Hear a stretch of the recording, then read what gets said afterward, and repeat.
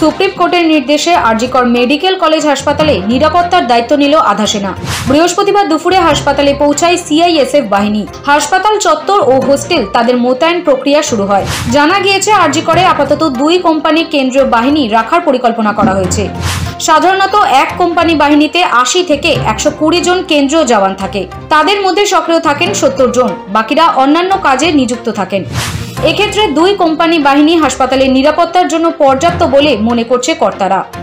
মোট 185 জন থাকবে পাহারায়। ক্যাম্পাসের কেবি বয়েজ ও মেন বয়েজ হোস্টেলে 3 শিফটে 2 জন করে মোট 12 জন জওয়ানকে মোতায়েন করা হচ্ছে। Ladies common room hostel, very new ladies hostel, intern hostel, old house staff and PG hostel, dormitory সহ এসজিপিজি হোস্টেল, রাত্রি নিবাস হোস্টেল এবং ওল্ড অ্যান্ড নিউ নার্সিং হোস্টেলের মতো মোট 7 হোস্টেলেও 3 শিফটে 2 জন করে মোট 42 জনকে মোতায়েন করা হচ্ছে। শুধু হোস্টেল নয়, হাসপাতালের একাধিক বিল্ডিং ও মেন গেটেও আধা সেনা মোতায়েন থাকছে। জরুরি বিভাগের বিসি রয় বিল্ডিং এ প্রতি শিফটে 4 জন করে জওয়ান থাকছে।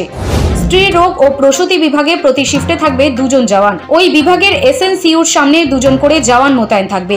ট্রমা বিল্ডিং এ প্রতি শিফটে 4 জন, প্রশাসনিক ভবন, কার্ডিওলজি এবং সার্জিক্যাল বিভাগে 6 জন করে জওয়ান থাকবেন। হৃদরোগ বিভাগে 2 জন করে জওয়ান থাকবেন। নার্সিং বিভাগ, স্টোর বিভাগ, একাডেমি বিল্ডিং ও গেস্ট হাউসে 1 জন করে জওয়ান মোতায়েন থাকবে। এছাড়া আউটডোরে থাকবে 10 জন। আউটডোরের মেন গেটে 10 জন, গেট নম্বর 6 3টি শিফটে 2 জন করে মোট 6 জন আধা সেনা থাকবে। এর পাশাপাশি কন্ট্রোল রুমে মোট 3টি শিফটে 3 জন করে এবং কুইক রেসপন্স টিমে 6 জন সদস্য থাকছে। মঙ্গলবার আরজিকর মামলার শুনানি ছিল সুপ্রিম কোর্টে। হাসপাতালের কেন্দ্রীয় বাহিনী নিরাপত্তার নির্দেশ দিয়েছে শীর্ষ আদালত। তারপরেই বুধবার সকালে আরজিকরে যান সিআইএসএফ এর কর্তারা। নেতৃত্বে ছিলেন বাহিনীর ডিআইজি কে প্রতাপ সিংহ। এরপর আরজিকর থেকে লালবাজারেও যান তারা। রাতে আবার হাসপাতালে আসেন। বৃহস্পতিবার আরজিকর হাসপাতালে মোতায়েন হয় আধা সেনা।